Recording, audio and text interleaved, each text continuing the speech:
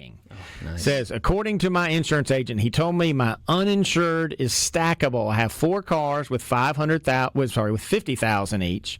So if I had to use it, I would be covered up to $200,000. Is that correct?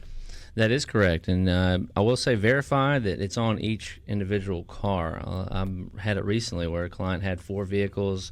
This was a 25, and he thought they applied to all the other 3. So he thought he had 4 cars with stacking, and unfortunately get the policy and have to break the news. You know, you're only covered for 1. So check the policy, make sure it's on each individual one. But yeah, you're absolutely correct. It stacks. Yeah, that is the one benefit in Mississippi is you can stack your policies only on uninsured motorists. Doesn't apply to liability. Liability is if you hit somebody, so it's only going to be the coverage on the car you are in.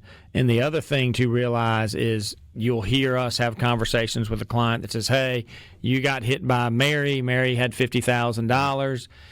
In your example, Jeremy, you've got 4 cars.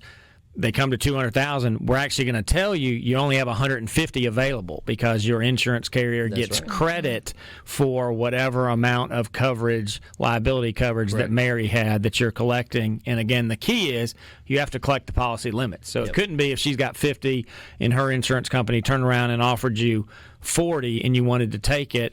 You can't then go back to your insurance company because you have to get the policy limits from the liability carrier. Now, that could be you getting it all or the situations that we've all run into where there's 6 people involved in a wreck and it's a 25-50 policy or even a 50-100 policy, and then we're having to do that good old pro rata split of the money.